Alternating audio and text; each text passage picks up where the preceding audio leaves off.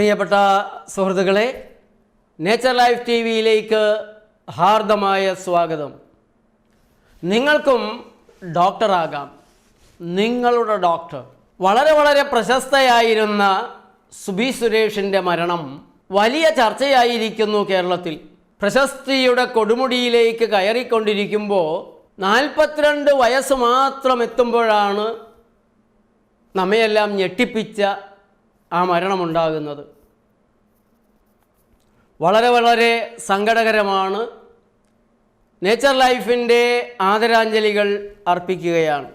സുബി സുരേഷിൻ്റെ മരണം ഒരു ചർച്ചയായിരിക്കുന്നത് ഒരു വിധത്തിൽ നല്ലത് തന്നെയാണ്. ഇന്നു ഞാൻ നാളെ നീ എന്നാണല്ലോ. ആ നാളെ നീ എന്നുള്ള ഭാഗത്ത് നിൽക്കുന്നവർ ചർച്ച ചെയ്യുന്നത് നല്ലത് തന്നെയാണ്. എന്താണ് സുബി സുരേഷിന് സംഭവിച്ചത്?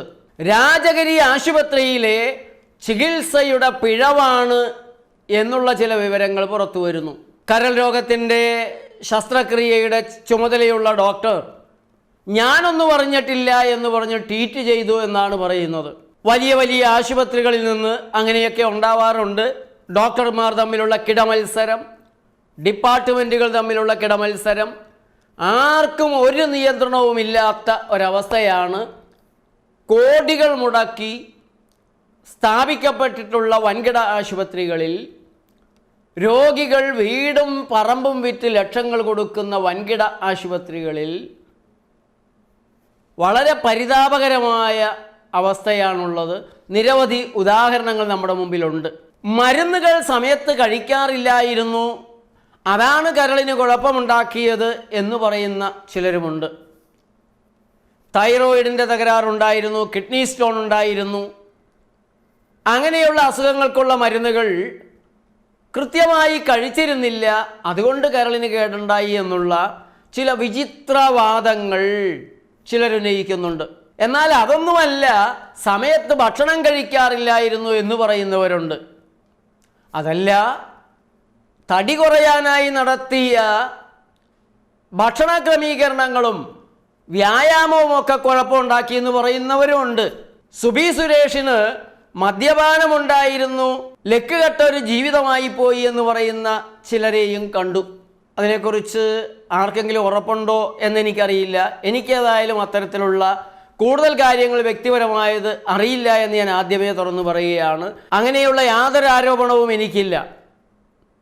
പക്ഷേ അവർ ജീവിതത്തിൽ പാലിക്കേണ്ട അച്ചടക്കം വേണ്ട രീതിയിൽ പാലിച്ചില്ല എന്ന് പറയുന്നവരും, പ്രത്യേകിച്ച് കലാഭവൻ മണിയുടെ ജീവിതത്തിന് സംഭവിച്ച തകർച്ചയുമായി താരതമ്യപ്പെടുത്തുന്നതൊക്കെ കേട്ടു.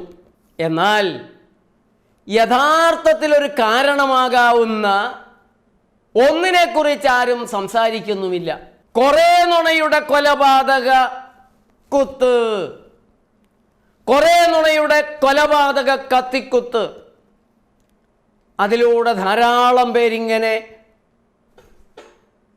പെട്ടെന്ന് പോയിക്കൊണ്ടിരിക്കുന്നത് നമ്മൾ കണ്ടുകൊണ്ടിരിക്കുകയാണല്ലോ. എത്രയോ പേരുടെ കാര്യം ഞാൻ തന്നെ പറഞ്ഞു.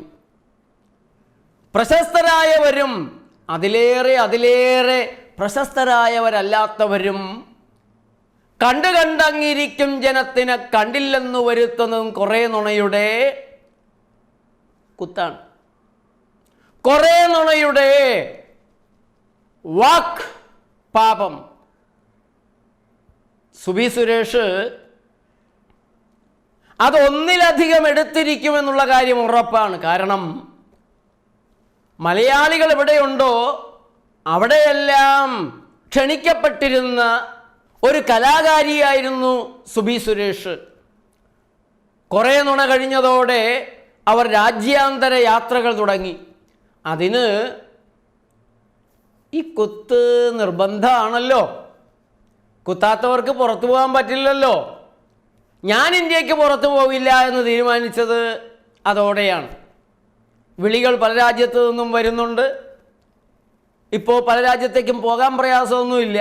എന്നാലും കുറച്ചുകൂടെ കഴിയട്ടെ, ഇതുകൊണ്ട് തീർന്നിട്ടില്ല. അടുത്ത മഹാമാരി ഉടനെ വരും. അടുത്ത വാക്പാപവും ഉടനെ വരും. അടുത്ത അടച്ചിടലിനും വലിയ താമസമൊന്നും ഉണ്ടാവില്ല. പിന്നെ ആദ്യത്തെ കാര്യങ്ങൾ വേണ്ട വിധത്തിൽ നീങ്ങിയില്ല, ഉദ്ദേശിക്കാത്ത പലതരത്തിലുള്ള എതിർപ്പുകളുണ്ടായി, അതെല്ലാം കൊണ്ട് ഇത്തിരി നീണ്ടുപോകുന്നതാണ്.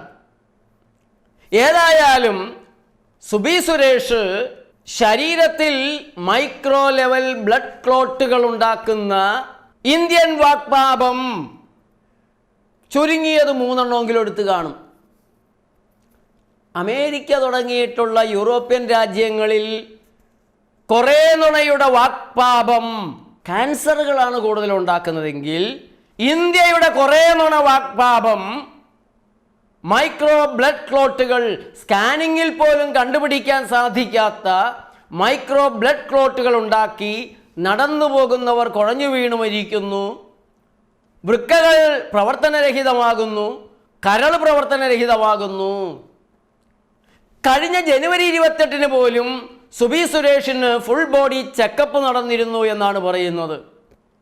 ആ ഫുൾ ബോഡി ചെക്കപ്പിൽ കരളിന് യാതൊരു പ്രശ്നവുമില്ല എന്നുള്ള റിസൾട്ട് കിട്ടിയെന്നും സുബി തന്നെ പറഞ്ഞിട്ടുണ്ട്. കരളിനുണ്ടാകുന്ന തകരാറുകളിൽ ഇത്ര പെട്ടെന്ന് മരണമുണ്ടാകുക എന്നുള്ളത്, അവിടെ രാജഗിരിയിലെ ചികിത്സ എന്തൊക്കെയായിരുന്നു, എങ്ങനെയുള്ളതായിരുന്നു എന്നതിനെക്കുറിച്ച് സംശയങ്ങൾ ഉണർത്തുന്നുണ്ട്. കരളിൻ്റെ അസുഖങ്ങൾക്ക് ഇത്ര പെട്ടെന്നുള്ള ഒരു മരണം അങ്ങനെ ഉണ്ടാവാറില്ല. അതിശക്തമായ വിഷങ്ങൾ ചെല്ലണം. അത് മരുന്നുകൾ തന്നെ ധാരാളമാണ്. ഏതൊക്കെ മരുന്നുകളാണ് നൽകിയത്? മരുന്നുകൾ തമ്മിലുള്ള തമ്മിത്തല്ല് ശരീരത്തിനകത്ത് വെച്ച് നടന്നിരുന്നു. വയറ്റിൽ ചെന്ന മരുന്നുകൾ ചിലത് കത്തിക്കുത്ത് നടത്തിയോ, അടിപിടി കൂടിയോ, ഡ്രഗ് ഇൻ്ററാക്ഷൻ എന്ന് പറയും, മരുന്നുകൾ തമ്മിലുള്ള രാസപ്രതിപ്രവർത്തനം. നല്ലൊരു ശതമാനം ആളുകളും മരുന്ന് കഴിച്ച് മരിക്കുന്നത്, മരുന്ന് കഴിച്ച് ഹാർട്ടിന് തകരാറ് വരുത്തുന്നത്, കരളിന് തകരാറ് വരുത്തുന്നത്, വൃക്കയ്ക്ക് തകരാറ് വരുത്തുന്നത്, ക്ലോട്ട് വന്ന് ഗതികേടിലാകുന്നത് മരുന്നുകൾ തമ്മിലുള്ള ഇൻ്ററാക്ഷൻ കൊണ്ടാണ്. മരുന്നുകളും ഭക്ഷണവുമായിട്ട് ഇൻ്ററാക്ഷൻ വരാം, ലാബ് ടെസ്റ്റുകൾ കൃത്രിമമാക്കുന്ന ലാബ് ഇൻ്ററാക്ഷൻ വരാം. ഇപ്പോൾ നേരത്തെ കഴിച്ചിട്ടുള്ള മരുന്നാണ്, കുഴപ്പമൊന്നും കണ്ടിട്ടില്ല, കുഴപ്പമൊക്കെ അറിയാൻ സമയമെടുക്കും. പിന്നെ മറ്റൊരു മരുന്ന്, ഇപ്പോൾ പ്രമേഹത്തിനും പ്രഷറിനും മരുന്ന് കഴിച്ചുകൊണ്ടിരിക്കുന്ന ഒരാൾ പനി വന്നാൽ പനിക്കുള്ള മരുന്ന് കഴിക്കില്ലേ? കഴിക്കും. ആ പനിയുടെ മരുന്നും BP മരുന്നും പ്രമേഹ മരുന്നും തമ്മിൽ കൊളസ്ട്രോളിൻ്റെ ഗുളികയും കൂടി ഉണ്ടെങ്കിൽ ഭേഷായി. ഉണ്ടാകുന്ന രാസവിഷ പ്രവർത്തനം, പ്രതിപ്രവർത്തനം സുബി സുരേഷിൻ്റെ കാര്യത്തിൽ എന്താണ് സംഭവിച്ചത്? അതിൽ ഈ വാക്പാപത്തിന് എത്ര പങ്കുണ്ട്? അതൊന്നും പുറത്തു വരാൻ പോകുന്നില്ല, അതൊന്നും പുറത്തറിയിക്കാൻ പോകുന്നില്ല. ഉള്ള നേരത്തെ മൂടി വയ്ക്കുക. ഒരു വർഷം ലോകത്ത് 26 ലക്ഷം പേരെയാണ് ഡോക്ടർമാർ പരിശോധനകൾക്ക് ശേഷം എഴുതി കൊടുക്കുന്ന മരുന്ന് കൊണ്ട് കൊലപാതകം ഉണ്ടാക്കുന്നത്. 26 ലക്ഷം പേരെ ചികിത്സിച്ചു കൊല്ലുന്ന ഒരു സംവിധാനമാണ് അലോപ്പതി ചികിത്സ. ലോകാരോഗ്യ സംഘടനയുടെ പേഷ്യൻ്റ് സേഫ്റ്റി ഡേ എന്നുള്ള പേജ് നോക്കിയാൽ ഞെട്ടിപ്പിക്കുന്ന ഈ കണക്ക് നിങ്ങൾക്കവിടെ കാണാൻ സാധിക്കും. ഇതിനേക്കാളും വലിയ കണക്കുകൾ കാണാൻ സാധിക്കും. പല പ്രാവശ്യം പറഞ്ഞിട്ടുള്ളതായതുകൊണ്ട് ഞാൻ അതിലേക്ക് കൂടുതൽ കടക്കുന്നില്ല. എന്താണ് സുബി സുരേഷിന് സംഭവിച്ചത്? സുബി സുരേഷ് തൈറോയിഡിൻ്റെ തകരാറിന്, PCODക്ക്, പാങ്ക്രിയാറ്റിക് സ്റ്റോണിന് ഒക്കെ മരുന്ന് കഴിച്ചിരുന്നു. എന്നാൽ അത് കൃത്യമായിട്ട് കഴിക്കാറുമില്ല, കഴിച്ചിരുന്നു, കഴിക്കാതിരിക്കും, അങ്ങനെയുള്ളൊരു രീതിയായിരുന്നു എന്നാണ് പറയപ്പെടുന്നത്. എങ്കിൽ തൈറോയിഡിൻ്റെ മരുന്ന് കഴിച്ചാൽ ഒരു മനുഷ്യനുണ്ടാകാനിടയുള്ള മരുന്നിൻ്റെ ദോഷഫലങ്ങൾ എന്തൊക്കെയാണ് എന്നുള്ളൊരു ചോദ്യം നിങ്ങൾ ആദ്യം ചോദിക്കണം. പാങ്ക്രിയാറ്റിക് സ്റ്റോണിന് കഴിക്കുന്ന മരുന്നുകൾ ഈ മരുന്നുമായി ഇൻ്ററാക്ട് ചെയ്യപ്പെടുമോ? പാങ്ക്രിയാറ്റിക് സ്റ്റോണിൻ്റെ മരുന്നിൻ്റെ ദോഷഫലങ്ങൾ എന്തൊക്കെയാണ്? PCODയുടെ ചികിത്സയിൽ അതിൻ്റെ മരുന്നുകൾ എന്തെല്ലാം തകരാറുകൾ ഉണ്ടാക്കും? ഈ ത്രിമൂർത്തികൾ ഒന്നിച്ചു ചേരുമ്പോഴുണ്ടാകുന്ന കൊലവിളിയിൽ, അടിപിടിയിൽ, കത്തിക്കുത്തിൽ ശരീരത്തിനെന്ത് സംഭവിക്കും എന്നെല്ലാം നിങ്ങൾ ഒന്ന് അന്വേഷിക്കേണ്ടതുണ്ട്. അതിലേക്ക് ചില സൂചനകൾ മാത്രം ഞാൻ നൽകാം. വളരെ ഗൗരവമായി നിങ്ങളിത് അന്വേഷിക്കണം. കാരണം നിങ്ങളിൽ പലരും ഇത്തരത്തിലുള്ള മരുന്നുകൾ കഴിക്കുന്നവരാണ്, ഇത്തരത്തിലുള്ള ചികിത്സകൾക്ക് വിധേയരാകുന്നവരാണ്. നിങ്ങളുടെ വീട്ടിലുമുണ്ടാകും, സുഹൃത്തുക്കളിലുണ്ടാകും, ബന്ധുക്കളിൽ ഇത്തരത്തിലുള്ള മരുന്നുകൾ കഴിക്കുന്നവരുണ്ടാകും. അപകടമറിയാതെ, ആപത്തറിയാതെ ഡോക്ടർമാരുടെ വാക്ക് വിശ്വസിച്ച്, അവർ രക്ഷകരാണ് എന്ന് വിശ്വസിച്ച് അബദ്ധത്തിൽ ചെന്ന് ചാടുന്ന അനേകരെ രക്ഷിക്കാൻ ഞാൻ നിങ്ങൾക്ക് ചില സൂചനകൾ മാത്രം തരാം. തൈറോയിഡ് മരുന്നുകൾ, പ്രത്യേകിച്ച് ഹൈപ്പോതൈറോയിഡിസത്തിൻ്റെ മരുന്നുകൾ വണ്ണം കൂട്ടുന്നവയാണ്, തടി കൂട്ടുന്നവയാണ്. ഈ മരുന്നുകൾ വണ്ണം കൂട്ടിയില്ല എങ്കിലും ഹൈപ്പോതൈറോയിഡിസം രോഗം തന്നെ വണ്ണം കൂട്ടുന്നതാണ് എന്ന് പറയുന്നവരുണ്ട്. നീര് വെപ്പിക്കുന്നവയാണ്. ഈ വണ്ണം കുറയ്ക്കാൻ വേണ്ടി 2 കൊല്ലമായി സുബി സുരേഷ് തൻ്റെ ജീവിതത്തിൽ ചില അച്ചടക്കങ്ങൾ വരുത്തിയിരുന്നു. ചായ കാപ്പി കുടിക്കുന്നത് നിർത്തി, ജങ്ക് ഫുഡുകൾ കഴിക്കുന്നത് അവസാനിപ്പിച്ചു, ഭക്ഷണം 2 നേരമാക്കി, ധാരാളം പഴങ്ങളും പച്ചക്കറികളും കഴിക്കാൻ തുടങ്ങി, വ്യായാമം ചെയ്യാൻ തുടങ്ങി. അങ്ങനെ ഒരു ചിട്ടയിലേക്ക് വന്നിരുന്നു. അതിൻ്റെ മെച്ചവും അവർക്കുണ്ടായി. തടി കുറഞ്ഞു, ആരോഗ്യം മെച്ചപ്പെട്ടു. പിന്നെ എന്ത് സംഭവിച്ചു? അവിടെയാണ് ഈ തൈറോയിഡ് മരുന്നുകളെയും സ്റ്റോണിന് കഴിക്കുന്ന മരുന്നുകളെയും PCOD മരുന്നുകളെയും ഒക്കെ നമ്മൾ വിശകലനത്തിന് വിധേയമാക്കേണ്ടത്. തൈറോയിഡ് മരുന്നുകളിൽ ലിവോതൈറോക്സിൻ എന്ന മരുന്നിനെ മാത്രം മുൻനിർത്തി തൈറോയിഡ് മരുന്നിന് പൊതുവായിട്ടുള്ള ദോഷഫലങ്ങളിലേക്ക് ഞാൻ നിങ്ങളെ ഒന്ന് കൊണ്ടുപോകാം.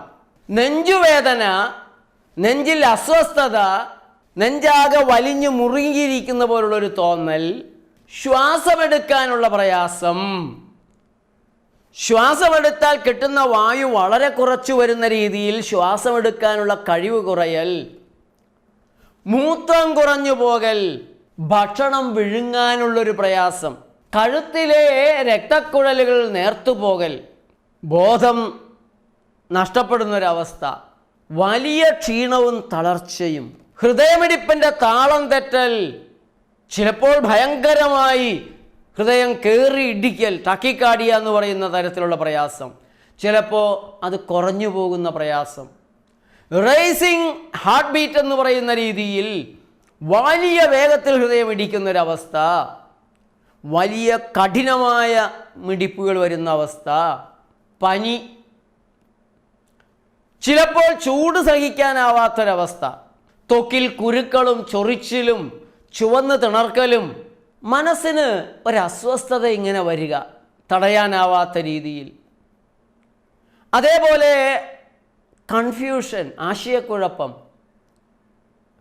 ഒരു വല്ലാത്ത വിഷമത, സങ്കടം, ടെൻഷൻ, ഡിപ്രഷൻ, ആർത്തവത്തിൽ ക്രമക്കേട്, നടുവേദന, ഓക്കാനം, കൈകാലുകളെല്ലാം പെട്ടെന്ന് ആരോ മുട്ടി വിളിക്കുന്നത് പോലെ, കൈക്കും കാലിനും കഴുത്തിനും പുറം ഭാഗത്തിനും താടിക്കുമെല്ലാം വേദന, വിയർപ്പ് കൂടി ആകെ അസ്വസ്ഥമാകുന്നൊരവസ്ഥ, കണ്ണിന് ചുറ്റും മുഖത്തും നാവിലുമെല്ലാം നീര് വന്ന് തടിക്കുന്ന അന്തരീക്ഷം, വിറയൽ, കാഴ്ച മങ്ങൽ, വസ്തുക്കളെ രണ്ടായി കാണൽ, അരക്കെട്ടിനും കാൽമുട്ടിനും കടുത്ത വേദന, അപസ്മാരം, കടുത്ത തലവേദന, വിശപ്പ് ഇല്ലാതെ വരിക. ഇത് സുബി സുരേഷിനുണ്ടായി എന്ന് പറയുന്നത് ഓർക്കണം. കരച്ചിൽ വരിക, സങ്കടം, എന്തിനെന്നറിയാത്ത സങ്കടം, വയറിളക്കം, സുഖമില്ല, ഒരു സുഖമില്ല എന്നുള്ളൊരു തോന്നൽ, ചിലപ്പോൾ ഭയങ്കര സുഖമുണ്ടെന്നുള്ളൊരു തോന്നലും വരാം, മാറി മാറി വരാം. ഭയം, കാരണമൊന്നുമില്ല, പക്ഷെ ഭയം. കാര്യങ്ങളൊന്നും യാഥാർത്ഥ്യത്തിലല്ല, യഥാർത്ഥമല്ല സംഭവിക്കുന്ന പല കാര്യങ്ങളും ഒരു പ്രത്യേക മാനസികാവസ്ഥയിലേക്ക് വരാം. എല്ലാറ്റിനെയും ഒരു സംശയം, എല്ലാറ്റിനോടും ഒരു അവിശ്വാസം വരാം. മുടി കൊഴിച്ചിൽ, മാംസപേശികളുടെ തളർച്ച, ബലക്കുറവ്, ക്ഷീണം, പെട്ടെന്ന് വികാരഭരിതമാകൽ, പെട്ടെന്ന് മൂടുകൾ മാറിക്കൊണ്ടിരിക്കൽ, വയറ്റിൽ കൊളുത്തിപ്പിടിക്കൽ, ഗർഭധാരണം സാധ്യമാകാതെ വരൽ, ഛർദി, ഇങ്ങനെയുള്ള തകരാറുകളാണ് തൈറോയിഡ് മരുന്ന്. ഇതൊരു മരുന്നിനെ കുറിച്ച് മാത്രമാണ് ഞാൻ പറഞ്ഞത്. തൈറോയിഡ് മരുന്ന് അത് കഴിക്കുന്ന ആളുകളിൽ മാസങ്ങൾ കഴിഞ്ഞു പോലും ഉണ്ടാക്കുന്ന ലക്ഷണം, വർഷങ്ങൾ കഴിഞ്ഞു പോലും ഉണ്ടാക്കുന്ന ലക്ഷണം. ചിലതെല്ലാം അറിയപ്പെടാതെ പോവാം, ചിലത് മറ്റു രോഗങ്ങളുമായി ചേർന്ന് പോകും, ചിലത് പുതിയ രോഗമാണെന്ന് കരുതി രോഗി പുതിയ മരുന്ന് കഴിക്കും. എങ്ങനെയെല്ലാമാണ് ഒരു വയറിളക്കത്തെ, പനിയുടെ ചൂട് തോന്നുന്നതിനെ, ചില വേദനകളെ ആളുകൾ കൈകാര്യം ചെയ്യുക എന്ന് പറയാൻ സാധിക്കില്ല. ഈ മരുന്നുകൾ കഴിച്ചുകൊണ്ടിരിക്കുമ്പോഴുണ്ടാകുന്ന കാൽമുട്ട് വേദനയ്ക്ക് ചിലപ്പോൾ മെഡിക്കൽ ഷോപ്പിൽ പോയി വേദനയുടെ ഒരു ഗുളിക കഴിക്കും. പനിയുടെ മരുന്ന് പിന്നെ നമുക്ക് എല്ലാവർക്കും അറിയാം. നേരെ ചെന്ന് ഒരു ഡോളോ, ഒരു ഫെപ്പാനിൽ, ബെപ്പാനിൽ, ക്രോസിൻ, അൽജിനാമോൾ, ഇങ്ങനെ 100 ചില്ലാനം പേരുകളിലാണ് പനിമരുന്ന്, പാരാസെറ്റമോള് നമ്മുടെ കടകളിലുള്ളത്. ഒരു ദിവസം സ്റ്റേജിൽ കയറുന്നതിന് മുമ്പ് ഈ തൈറോയിഡ് മരുന്നിൻ്റെ അസ്വസ്ഥതകൾ അനുഭവിച്ചിരുന്ന സുബി ആ അസ്വസ്ഥതകൾക്ക് എന്ത് ചെയ്തിട്ടുണ്ടാകുമെന്ന് ഊഹിക്കാവുന്നതേ ഉള്ളൂ.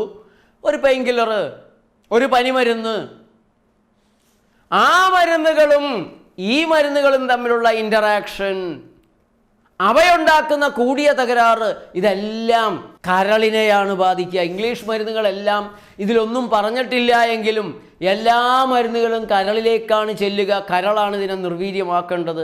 കരൾ തകർക്കുന്നതല്ലാത്ത ഒരു മരുന്ന്, കരളിനും കിഡ്നിക്കും കേടുവരുത്തില്ല എന്നുറപ്പുള്ള ഒരു മരുന്ന് ഇംഗ്ലീഷ് വൈദ്യത്തിൽ കാണിച്ച് തരാമോ എന്നുള്ളതാണ് എൻ്റെ ചോദ്യം. അതുകൊണ്ടാണ് മരുന്നുകളെ വളരെ വളരെ ജാഗ്രതയോടെ സമീപിക്കണം. വല്ല നിവൃത്തിയുണ്ടെങ്കിൽ കഴിക്കാതിരിക്കണം എന്ന് ഞാൻ നിരന്തരമായിട്ട് പറയുന്നത്. അതിൻ്റെ അപകടം ഒഴിവാക്കി മരുന്ന് കഴിക്കുക സാധ്യമല്ല. അറ്റ കൈക്ക് കടുങ്കൈ ചെയ്യാം. വേറെ നിവൃത്തികളില്ലാതെ വന്നാൽ നിങ്ങൾ ഇംഗ്ലീഷ് മരുന്ന് കഴിച്ചോളൂ, ഇംഗ്ലീഷ് ചികിത്സ ചെയ്തോളൂ. മറ്റു നിവൃത്തികളുണ്ടെങ്കിൽ നിങ്ങൾക്കറിയാമല്ലോ, ഇത്രയും കാലവും കരളിൻ്റെ കേടുമായി ചെല്ലുന്ന ആളുകളോട് ഇതിന് ഇംഗ്ലീഷിൽ ഞങ്ങളുടെ കയ്യിലൊന്നും ചെയ്യാനില്ല, നിങ്ങൾ ഓൾട്ടർനേറ്റ് സിസ്റ്റത്തിൽ ആയുർവേദത്തിലോ പ്രകൃതി ചികിത്സയിലോ ഹോമിയോയിലോ ഒക്കെ പോകാനാണ് നല്ലൊരു ശതമാനം അലോപ്പതി ഡോക്ടർമാരും പറഞ്ഞുകൊണ്ടിരുന്നത്. നിങ്ങളിൽ തന്നെ നിരവധി ആളുകൾക്ക് ഇതിൻ്റെ അനുഭവം ഉണ്ടായിട്ടുണ്ട്, ഉറപ്പാണ്. കരൾ മാറ്റം ഒരു ഭ്രാന്തായി വളർന്നതോടെയാണ് കരൾമാറ്റ ശസ്ത്രക്രിയയ്ക്ക് ആശുപത്രികൾക്ക് സ്വന്തം പിരിവ് സംഘങ്ങളെല്ലാം ഉണ്ടായതിനു ശേഷമാണ് തെരുവുകളിൽ ഫ്ലെക്സ് ബോർഡുകൾ വെച്ച് പാട്ടുപാടി കാശ് തണ്ടിപ്പിരിക്കുന്ന സംഘങ്ങൾ വ്യാപകമായതോടെയാണ് അലോപ്പതി ഡോക്ടർമാർ കരളിൻ്റെ രോഗത്തിനും ചികിത്സിച്ചേ അടങ്ങൂ എന്നുള്ള വാശിയിലേക്ക് വന്നതും കരൾ മാറ്റത്തിന് അതിനെക്കുറിച്ച് ഞാൻ ഇതിൽ പറയുന്നുണ്ട്. ഇനി സ്റ്റോണിൻ്റെ ടാബ്ലറ്റ്, സ്റ്റോണുകൾക്കുള്ള മരുന്നുകളാണ് കഴിക്കുന്നതെങ്കിൽ അവയുടെ സംഭാവനകൾ എന്തൊക്കെയാണ് എന്ന് നമുക്കൊന്ന് നോക്കാം. Analgesic, calcium channel blockers, alpha blockers, xanthine oxide inhibitors, alkalinizing agents, ഇവയൊക്കെയാണ് നമ്മുടെ ശരീരത്തിൽ അവിടെ എവിടെയായൊക്കെ ഉണ്ടാകുന്ന കല്ലുകൾക്ക്, സ്റ്റോണുകൾക്ക് കൊടുത്തു വരുന്നത്. അനാൽജസിക് എന്ന് പറയുമ്പോൾ പാരാസെറ്റമോളും മോർഫിൻ സൾഫേറ്റും ഇബുബ്രൊഫനും മെപ്പരിഡൈൻ അതുപോലുള്ള ചില മരുന്നുകളൊക്കെ തരും. നൈഫെഡിപ്പിൻ എന്ന് പറഞ്ഞുള്ള കാൽഷ്യം ചാനൽ ബ്ലോക്കർ തരും. ആൽഫ ബ്ലോക്കേഴ്സ് ആയിട്ട് ടാംസുലോസിൻ, ടെറാസോക്സിൻ അങ്ങനെയുള്ള മരുന്നുകളുണ്ട്. പൊട്ടാസ്യം സിട്രേറ്റ് തരും. ഇങ്ങനെയുള്ള ഈ മരുന്നുകളെല്ലാം തന്നാൽ ഉറക്കം തൂങ്ങൽ, ചിലർക്ക് ഉറക്കം തന്നെ നഷ്ടപ്പെടൽ, ശ്വാസം കുറയൽ, തലവേദന, വയറിളക്കം, ക്ഷീണം, വയറ്റിൽ ദഹനത്തകരാറുകൾ, നെഞ്ചരിച്ചിൽ, ഓക്കാനം, മസിൽ കോച്ചിപ്പിടുത്തം, നീർക്കെട്ട്, തുടർച്ചയായ അണുബാധകൾ. അണുബാധിക്കുന്നതേ മരുന്ന് കഴിച്ചപ്പോഴാണെന്ന്. കുറ്റം മുഴുവൻ അണുവിനാണ്, പാവമാണ്. അതിൻ്റെ പേരിൽ കുറെ കൂടെ ആൻറ്റിബയോട്ടിക് എടുത്തു തരും. സംഗതി ഈ മരുന്നുകൾ കഴിക്കുന്നത് കൊണ്ടാണ്. പുറം വേദന, സന്ധിവേദന, ഛർദി, വയറിളക്കം, വയറ് കോച്ചിപ്പിടുത്തം, മസിൽ കോച്ചിപ്പിടുത്തം, ത്വക്കിൽ പ്രയാസങ്ങൾ, ഇതെല്ലാം പറയുന്നുണ്ട്. ഇതൊക്കെ കരളിലേക്ക് വിഷം ചെന്ന് കരളിനെ നശിപ്പിച്ച് കളയാതെ പുറത്തേക്ക് തള്ളാൻ വേണ്ടിയാണ് ഛർദ്ദിപ്പിക്കുന്നത്, വയറിളക്കി കളയുന്നത്, ത്വക്കിലൂടെ കളയുന്നത്. ഇതൊക്കെ ആരോഗ്യത്തെക്കുറിച്ച് അടിസ്ഥാനപരമായി അറിയാവുന്നവർക്കും മരുന്നിനെ കുറിച്ച് അറിയാവുന്നവർക്കും മാത്രമേ മനസ്സിലാവുകയുള്ളൂ.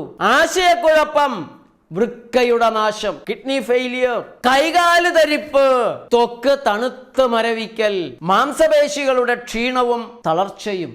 ഇനി സുബി സുരേഷ് കഴിച്ചിരുന്നു എന്ന് പറയുന്ന PCOD-യുടെ പോളിസിസ്റ്റിക് ഓവറി പ്രോബ്ലത്തിൻ്റെ മരുന്നുകൾ എന്തെല്ലാം തകരാറുകളാണ് ഉണ്ടാക്കുന്നത് എന്നുകൂടെ കാണുമ്പോൾ നിങ്ങൾക്ക് മനസ്സിലാക്കാൻ സാധിക്കും എന്താണ് യഥാർത്ഥത്തിൽ സംഭവിച്ചിട്ടുള്ളത്.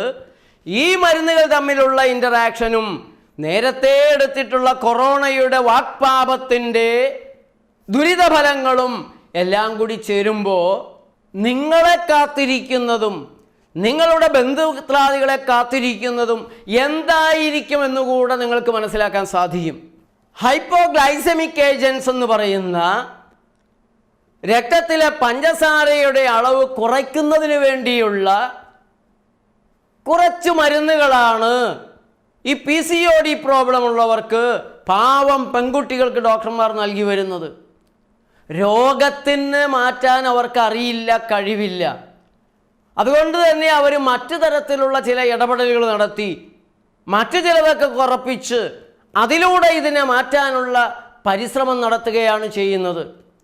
അതുകൊണ്ട് കടുത്ത പ്രമേഹ രോഗികൾക്ക് നൽകുന്ന മെറ്റ്ഫോമിൻ വരെ, ഏറ്റവും കൂടുതൽ ക്യാൻസർ ഉണ്ടാക്കുന്ന ആരോപണ വിധേയമായ ഒരു ഗുളികയാണ് മെറ്റ്ഫോമിൻ, അതുവരെ എടുത്താണ് പാവം പെൺകുട്ടികൾക്ക് നൽകുന്നത്. പിയോഗ്ലിറ്റാസോൺ, ഇതിൻ്റെ കൂടെ ഉണ്ടായിരുന്ന റോസിഗ്ലിറ്റാസോൺ, ഇതൊക്കെ ക്യാൻസർ ഉണ്ടാക്കുമെന്നുള്ളത് കൊണ്ട് നിരോധിക്കപ്പെട്ടിട്ടുള്ളതാണ്. ഇതും അക്കൂട്ടത്തിൽ പെട്ടിട്ട് പിന്നെ തിരിച്ചു വന്നതാണ്. അക്കാർബോസ്, ആൻറ്റി ആൻഡ്രോജൻസ്, ഇത് ആൻഡ്രോജൻ അതിനെ തടയാൻ വേണ്ടിയിട്ടുള്ളതാണ്. പുരുഷ ഹോർമോണിനെ തടയാനുള്ള ഒരു സൂത്രമാണിത്. ഇതെന്തിനാണ് ഈ പെൺകുട്ടികൾക്ക് കൊടുക്കുന്നതെന്ന് ചോദിച്ചാൽ അതുകൊണ്ട് വേറൊരു പണി ചെയ്യാമെന്നവർ പറയും. എല്ലാം ഇരുട്ടുകൊണ്ട് ഓട്ടയടക്കലും നേരെ ചൊവ്വയല്ലാത്ത വളഞ്ഞ വഴി പ്രയോഗങ്ങളുമൊക്കെയാണ്. ആപത്തുകളല്ലാതെ ഇതുകൊണ്ട് ആരും നന്നാകാൻ പോകുന്നില്ല എന്ന് നിങ്ങൾ അടിവരയിട്ട് വെച്ചോളൂ. ഹയർസെറ്റിസം എന്ന് പറയുന്ന ഒരവസ്ഥയെ പരിഹരിക്കാനുള്ളതാണ് ഈ പ്രയോഗം. അത് അനാവശ്യമായി വേണ്ടാത്തിടത്ത് മുടിയും രോമവുമെല്ലാം വളരുന്നതാണ് ഈ അസുഖം. സ്ത്രീകൾക്ക് താടിയും മീശയുമെല്ലാം വന്നാൽ അത് വരുത്തുന്നത് വേറൊരു മരുന്നാണ് എന്നുള്ളത് ഇവരാരും നമ്മളോട് പറയില്ല. ഈ പ്രെഡ്നിസലോൺ എന്നൊക്കെ പറയുന്ന വൈസ്ലോൺ അതുപോലുള്ള സ്റ്റിറോയിഡ് മരുന്നുകൾ ഉപയോഗിക്കുമ്പോൾ ഏതാനും വർഷങ്ങൾ കഴിഞ്ഞ് ഇങ്ങനെയൊക്കെ ഉണ്ടാകും. അങ്ങനെയൊക്കെ ഉണ്ടാകുമ്പോൾ ഞങ്ങൾ ഇങ്ങനെയൊക്കെയുള്ള മരുന്നുകൾ തരും. ഇങ്ങനെയുള്ള മരുന്നുകൾ തരുമ്പോൾ അങ്ങനെയുള്ള കുഴപ്പങ്ങളൊക്കെ ഉണ്ടാകും. ആ കുഴപ്പത്തിനുള്ള മരുന്നൊക്കെ തരുമ്പോൾ വേറെ ചില കുഴപ്പങ്ങളുണ്ടാകും. അപ്പോൾ നിങ്ങളുടെ കരളും കിഡ്നിയൊക്കെ പോകും. അപ്പോൾ ഞങ്ങൾ പിന്നെ അതൊക്കെ മാറ്റാനുള്ള കലാപരിപാടികളൊക്കെ ചെയ്യും. ഇതാണ് ചികിത്സയിൽ നടന്നുകൊണ്ടിരിക്കുന്നത്. ടോപ്പിക്കൽ ഹെയർ റിമൂവൽ ഏജൻസ് എന്ന് പറഞ്ഞുള്ള മരുന്നുകൾ തരും. കുട്ടികൾ ഉണ്ടാകാതിരിക്കാനുള്ള ഗർഭനിരോധന ഗുളികകളും PCOD-ക്കാർക്ക് എടുത്തു കൊടുക്കും.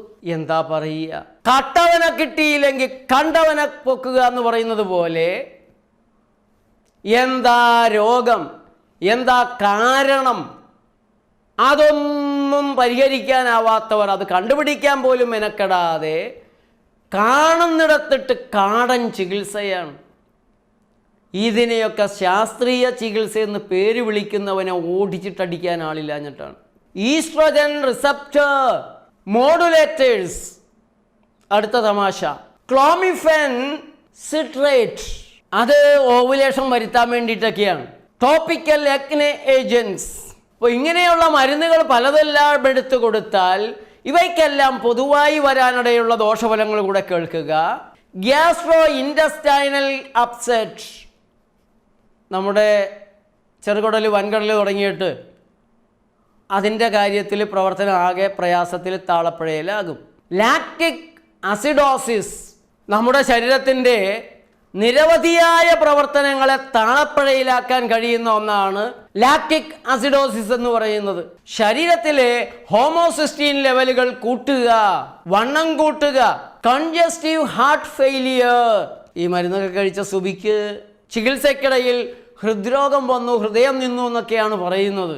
എഡിമ, പൊട്ടാസ്യം ലെവലുകൾ കൂടുക.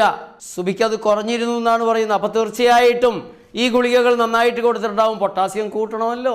ഒക്കാനം, മാറിടം ടെൻഡറാകുക, ഹോട്ട് ഫ്ലാഷ്, ചൂടാവി ഇങ്ങനെ വരിക ശരീരത്തിൽ. രക്തം കട്ടിയാകുന്നത് കൊണ്ട് രക്തക്കുഴലുകളിൽ നീർക്കെട്ടുകൾ ഉണ്ടാകുക. ഡീപ് വെനോസ് തോംബ്രോസിസ്, കൊളസ്ട്രോൾ കൂടുതൽ, ലോ ഡെൻസിറ്റി ലിപ്പോപ്രോട്ടീൻ, കൊളസ്ട്രോൾ, രക്തം പല ഭാഗത്തും കട്ടയാകൽ, സ്ട്രോക്ക്, മയോകാർഡിയൽ ഇൻഫ്രാക്ഷൻ, ഹൃദയത്തിൻ്റെ കാര്യം കഴിഞ്ഞു. ഒവേറിയൻ ഹൈപ്പർ സ്റ്റിമുലേഷൻ, അതേപോലെ മൾട്ടിപ്പിൾ പ്രഗ്നൻസി, കാഴ്ച തകരാറുകൾ. ഇതൊക്കെയാണ് PCODയുടെ മരുന്നുകൾ ഉണ്ടാക്കുന്ന തകരാറുകൾ. ഇങ്ങനെ 3 തകരാറുകൾക്കുള്ള മരുന്ന് ഇടയ്ക്കിടെയെങ്കിലും സുബി സുരേഷ് കഴിച്ചിരുന്നു.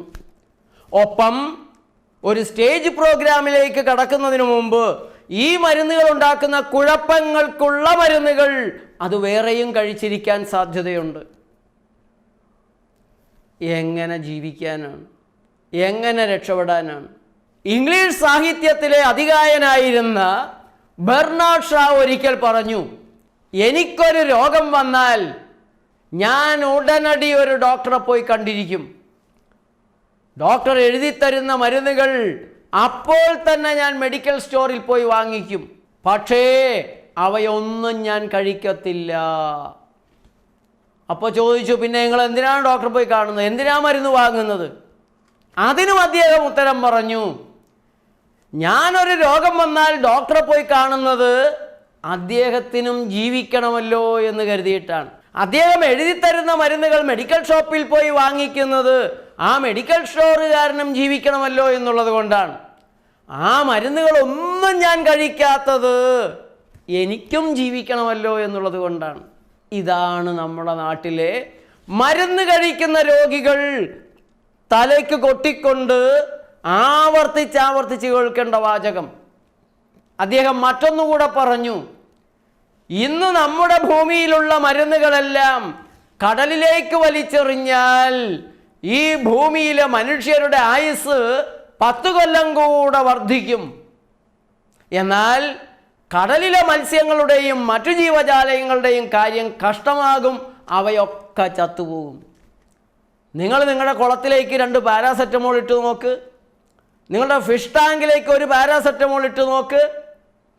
2 പാരാസെറ്റമോൾ പൊടിച്ച് ചോറിൽ കുഴച്ച് അടുക്കളയിൽ തുറന്നു വെച്ച് നോക്ക്. 10-15 എലികളെങ്കിലും 3-4 ദിവസം കൊണ്ട് അവിടെയൊക്കെയായി ചത്തു വീഴും.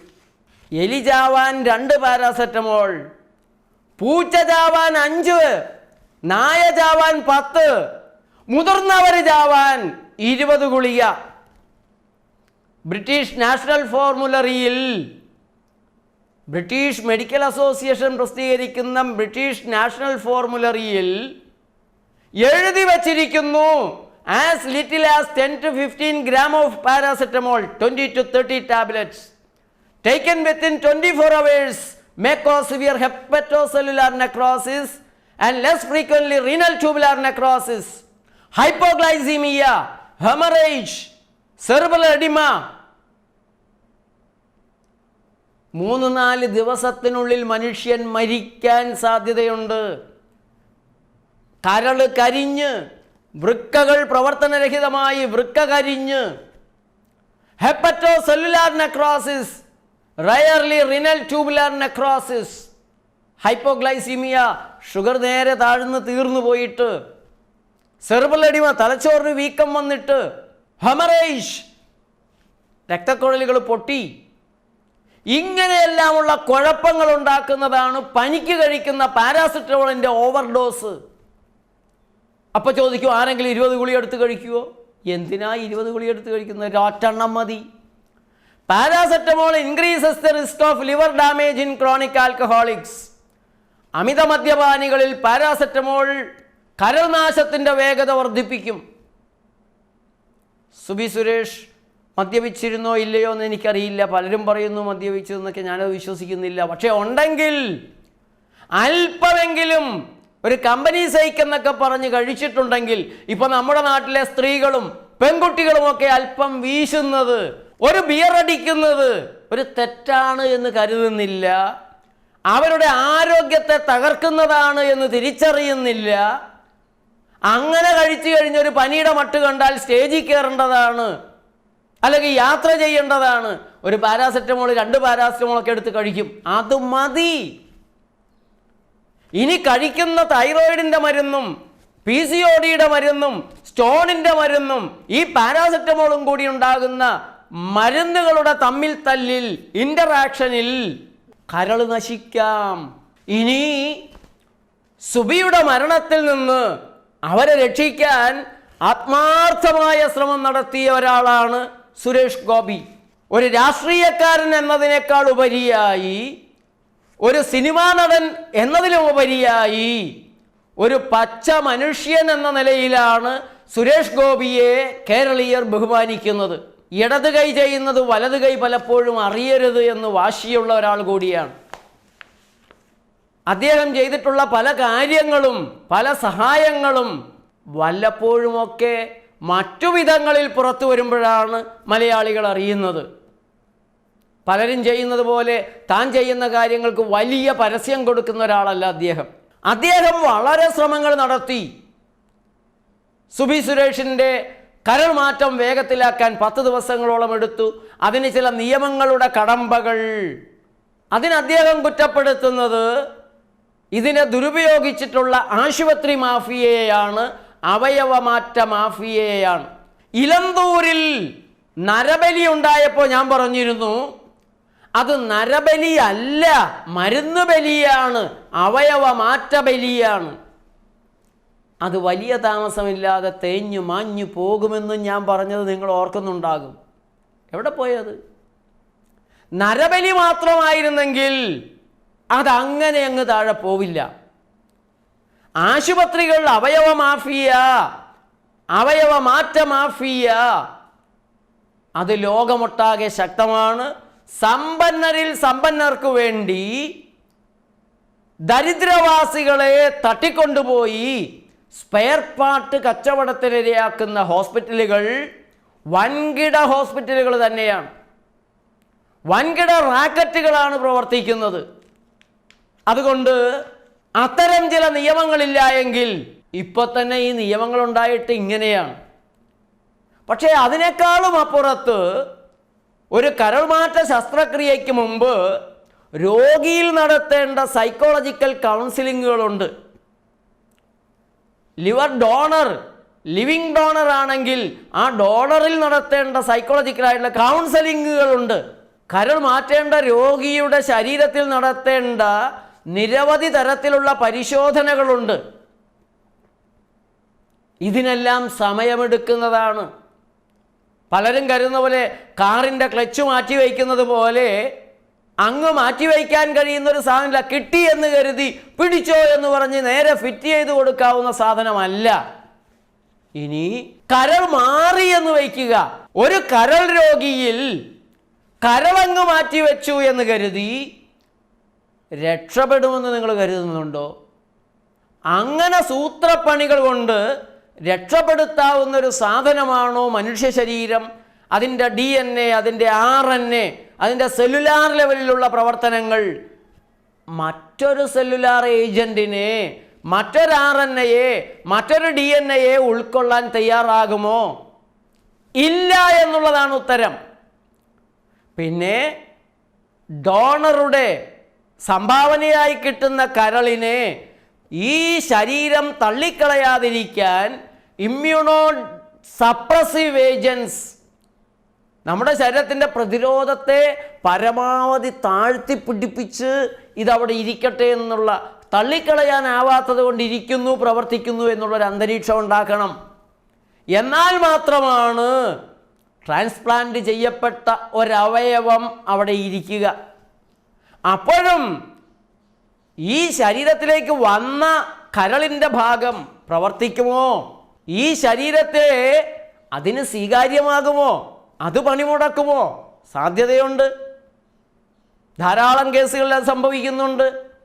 മാറ്റിവയ്ക്കാൻ കൊണ്ടുവന്ന കരളിൻ്റെ ഭാഗം പ്രവർത്തിക്കാൻ കൂട്ടാക്കുന്നില്ല, പരാജയപ്പെടുന്നു. ശരീരം അതിനെ സ്വീകരിക്കുന്നില്ല, പരാജയപ്പെടുന്നു. ഇനി ബ്ലഡ് ക്ലോട്ടുകൾ ഉണ്ടാകുന്നു, നീരുണ്ടാകുന്നു, അണുബാധയുണ്ടാകുന്നു. നിരവധി കാരണങ്ങളാൽ കരൾ മാറ്റിവെച്ചാലും മുന്നോട്ട് പോകാൻ കഴിയണമെന്നില്ല.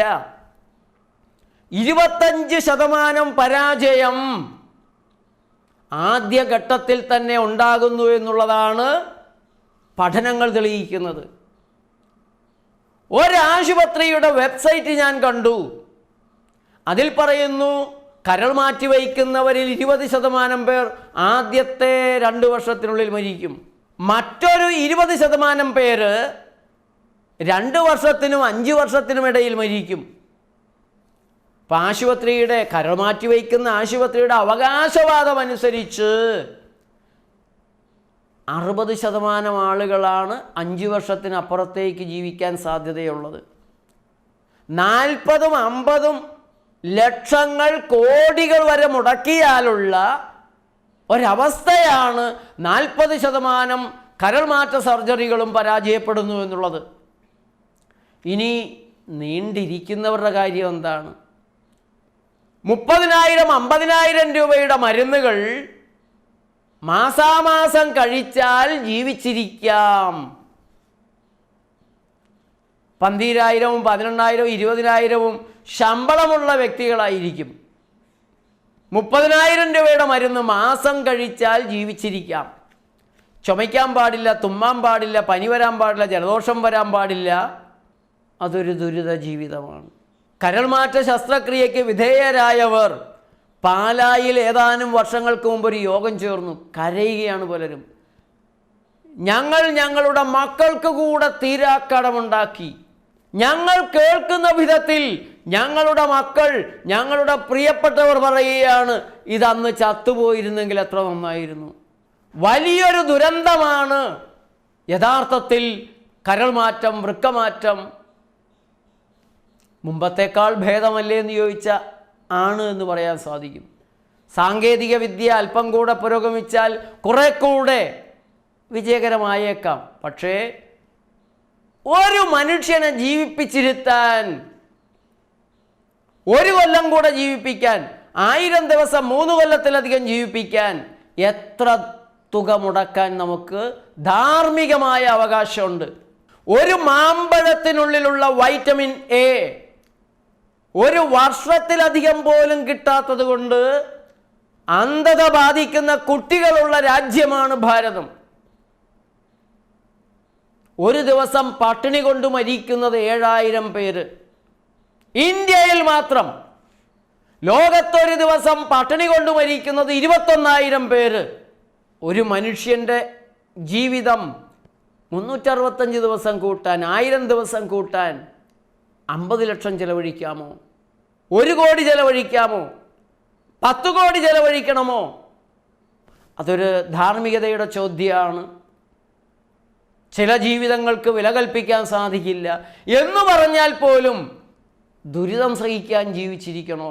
സുഖം കിട്ടാത്തൊരു ജീവിതം എത്ര ദിവസം നമുക്ക് ആവശ്യമുണ്ട്? ഇതുപോലുള്ള കുറേ ചോദ്യങ്ങൾ കൂടെ ഈ കരൾമാറ്റത്തിൻ്റെ കാര്യങ്ങൾ പറഞ്ഞു വരുമ്പോഴുണ്ട്. ഇനി കരൾമാറ്റ ശസ്ത്രക്രിയ കഴിഞ്ഞാൽ ഉണ്ടാകാനിടയുള്ള കോംപ്ലിക്കേഷനുകൾ, തകരാറുകൾ ചിലത് കൂടെ പറയാം. ബൈൽ ഡക്റ്റ് കോംപ്ലിക്കേഷൻസ്, വയലിൽ നിന്ന് വരേണ്ട സ്രവങ്ങൾ വരാതിരിക്കൽ, അത് കട്ടയായി പോകൽ, ബ്ലീഡിങ്, ശസ്ത്രക്രിയ ചെയ്ത ഭാഗങ്ങളിൽ നിന്നെല്ലാം രക്തയൊഴുക്ക് വരാം. ആന്തരികമാണ്, വളരെ മേജറായ സർജറിയാണ്. അവിടെ വീണ്ടും ബ്ലീഡിങ് വന്നു കഴിഞ്ഞാൽ അടുത്ത സർജറി എന്നുള്ളത് പ്രയാസമാണ്. അതേപോലെ ബ്ലഡ് ക്ലോട്ടാവാം, കട്ട പിടിക്കാം, അണുബാധ എന്ന് പറയുന്ന പ്രയാസങ്ങൾ ഉണ്ടാവാം, മാനസികമായ ആശയക്കുഴപ്പം പിടികൂടാം, അപസ്മാരമുണ്ടാകാം. ഇതിനും പുറമെ പലതരത്തിലുള്ള ദീർഘകാല പ്രയാസങ്ങൾ വേറെ ഉണ്ടാവാം. ഇമ്മ്യൂൺ സപ്രസീവായിട്ടുള്ള മരുന്നുകൾ ഉപയോഗിക്കുന്നത് കൊണ്ട്, ഇമ്മ്യൂണിറ്റി താഴെ പോകുന്നത് കൊണ്ട് എല്ലാ തരത്തിലുള്ള അസ്വസ്ഥതകളും പിടികൂടാനുള്ള സാധ്യതയുണ്ട്. Acquired immuno deficiency syndrome, AIDS എന്ന് പറയുന്ന ഒരു തലത്തിൽ വേണം രോഗിയെ കൊണ്ടുപോകാൻ. ഇനി ആൻറ്റി റിജക്ഷൻ മെഡിസിൻസ്, ശരീരം കൃത്രിമമായി വെച്ചിരിക്കുന്ന കരളിൻ്റെ ഭാഗത്തെ തള്ളിക്കളയാതിരിക്കാൻ വേണ്ടി നൽകുന്ന ഇമ്മ്യൂണോ സപ്രസൻസ് എന്ന് പറയുന്ന മരുന്നുകളുടെ ദോഷഫലങ്ങളോ, അത് അതിലും ഭീകരം. എയ്ഡ്സ് പോലുള്ളൊരവസ്ഥ എയ്ഡ്സ് തന്നെ ഉണ്ടാവാം. അസ്ഥി ദുർബലമായി നേർത്തുപോവൽ, പ്രമേഹം ഏതാണ്ട് ഉറപ്പായിട്ട് പിടിപെടും. പ്രമേഹം ഏതാണ്ട് ഉറപ്പായി തന്നെ പിടിപെടും. ചെറിയൊരു അപകടം പറ്റി ആശുപത്രിയിൽ കിടന്ന് കുറച്ച് മരുന്നുകൾ കയറിയാൽ ഉണ്ടാകുന്നു പ്രമേഹം. പിന്നെയാണ് ഇതുപോലുള്ള കഠിന മരുന്നുകൾ ഉപയോഗിച്ചാൽ. വയറിളക്കം, തലവേദന, രക്തസമ്മർദ്ദം, BP വളരെ കൂടി നിൽക്കൽ, കൊളസ്ട്രോൾ വർധന. ഞാൻ അമേരിക്കയിലെ മയോ ക്ലിനിക്കിൻ്റെ കരൾമാറ്റ ശസ്ത്രക്രിയയെക്കുറിച്ചുള്ള അവകാശവാദങ്ങളും പരിശോധിച്ചു. 2 വർഷങ്ങൾക്ക് മുമ്പ് പരിശോധിക്കുമ്പോൾ കരൾമാറ്റത്തെ തുടർന്ന് കൂടുതൽ മരണങ്ങൾ ഉണ്ടാകുമെന്നൊക്കെ അവരെഴുതിയിരുന്നു. ഇപ്പോൾ അവരതൊന്ന് ഭേദപ്പെടുത്തിയിട്ടുണ്ട്. 25% പേര് 5 കൊല്ലത്തിനുള്ളിൽ മരിക്കും എന്നാക്കി മാറ്റിയിട്ടുണ്ട്. ഇവിടെ സൂത്രപ്പണികൾ കൊണ്ട് നമ്മുടെ ശരീരത്തെ മരുന്നുകൾ ഇട്ടുകൊടുത്ത് നന്നാക്കിയെടുക്കാം. നമ്മൾ തോന്നിവാസം ചെയ്യും, നമ്മൾ തോന്നിയതൊക്കെ തിന്നും, തോന്നിയതൊക്കെ കുടിക്കും, തോന്നിയ വണ്ണം ജീവിക്കും. എന്നിട്ട് തോന്നുന്ന മരുന്നുകളെ ഇട്ടുകൊടുത്താൽ മരുന്നുകൾ പോയി ഇതൊക്കെ നന്നാക്കി തരുമെന്ന് കരുതിയാൽ നടക്കില്ല. ശരീരം കാണിക്കുന്ന രോഗലക്ഷണങ്ങളിൽ കാരണങ്ങളെ കണ്ടെത്തി അതിൻ്റെ പരിഹാരം ചെയ്യണം.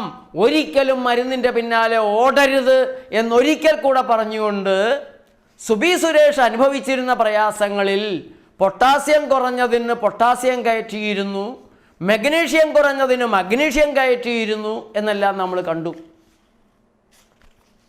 എന്തായിരുന്നു അതിൻ്റെ പ്രകൃതി ചികിത്സ? പ്രകൃതി ചികിത്സയൊക്കെ മോശം, അശാസ്ത്രീയം. പൊട്ടാസ്യം ഞരമ്പിലൂടെ കയറ്റുന്ന ശാസ്ത്രീയ രീതികളുള്ളപ്പോൾ പ്രകൃതി രീതികൾക്ക് ആരെങ്കിലും പോവോ? സുബി സുരേഷ് തന്നെ പറഞ്ഞിട്ടുണ്ട്, ആ പൊട്ടാസ്യം എൻ്റെ ഞരമ്പിലൂടെ കയറ്റുമ്പോൾ കഠിനമായ വേദന കൊണ്ട് ഞാൻ പുളയുമായിരുന്നു. ഞരമ്പിലൂടെ കയറ്റേണ്ടിയില്ലായിരുന്നു, നമുക്കത് വായിലൂടെ തന്നെ കയറ്റാമായിരുന്നു.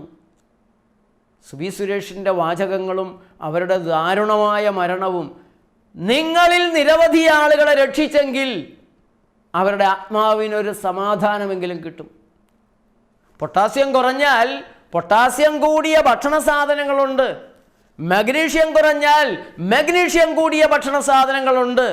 ഇലക്കറികൾ, തവിടുള്ള ധാന്യങ്ങൾ, മില്ലറ്റ്സുകൾ, കൂണ്, മധുരക്കിഴങ്ങ്, അവോക്കാഡോ, ആപ്രിക്കോട്ട്, വാഴപ്പഴങ്ങൾ, ഉണക്കമുന്തിരി, ഗ്രേപ്പ് ഫ്രൂട്ട്, സ്പിനാഷ്, മത്തക്കുരുവും മത്തങ്ങയും, ബദാം, കശുവണ്ടിപ്പരിപ്പ്, കപ്പലണ്ടി, ബീൻസ്, ഈന്തപ്പഴം, എത്രയോ പഴങ്ങളും പച്ചക്കറികളും ധാന്യങ്ങളും തവിട് കളയാത്ത ധാന്യങ്ങളും അണ്ടിപ്പരിപ്പ് വർഗ്ഗങ്ങളും പൊട്ടാസ്യം തരും, ബദാം തരും, കരിക്കിൻ്റെ വെള്ളം,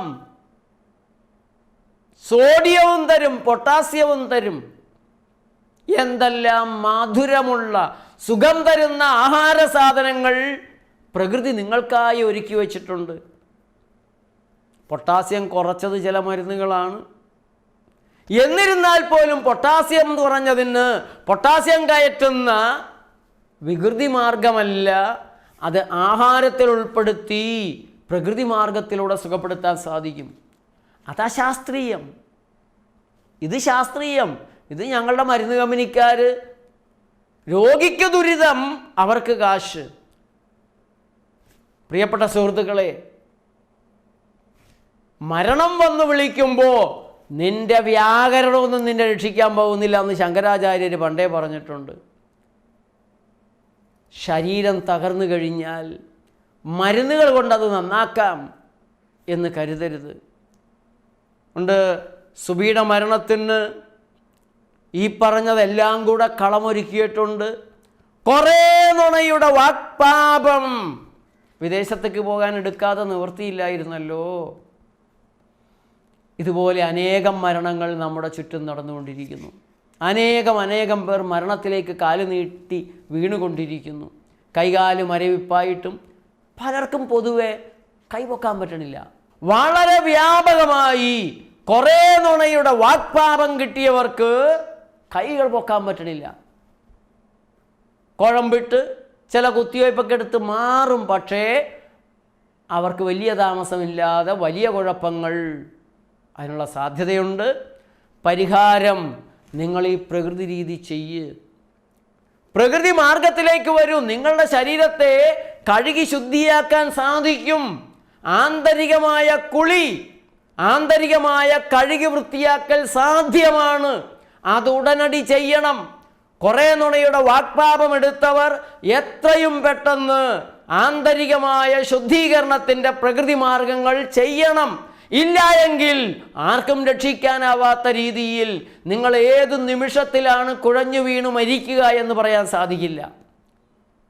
തൽക്കാലം ഒരു പിടി കറിവേപ്പില, സമം തേങ്ങ, സമം നെല്ലിക്ക, നല്ലൊരു കഷ്ണം ഇഞ്ചി, 2 പച്ചമുളക്, അല്പം കല്ലുപ്പ്, അയഡിനില്ലാത്ത ഉപ്പ്, അയഡിൻ വിഷമില്ലാത്ത ഉപ്പ്, അവ ചേർത്ത് ചമ്മന്തി ഉണ്ടാക്കി 10 മിനിറ്റ് കൊണ്ട് കഴിക്കുക. വെച്ചിരിക്കരുത്. 2 മണിക്കൂറിൽ കൂടുതൽ പാചകം ചെയ്ത് പഴകിയ ആഹാര സാധനങ്ങൾ കഴിക്കരുത്.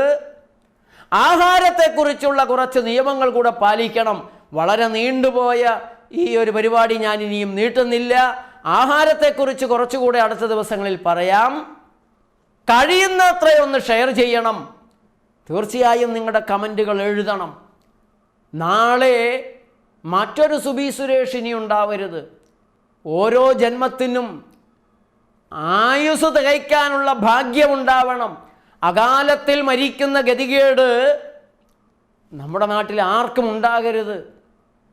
നമ്മളെയെല്ലാം ഇല്ലാതാക്കാൻ, അങ്ങനെ ലോക ജനസംഖ്യ കുറച്ച് ആഗോള താപനത്തിൽ നിന്ന് ഭൂമിയെ രക്ഷിക്കാൻ നോക്കുന്ന കിരാതവർഗങ്ങളുണ്ട്.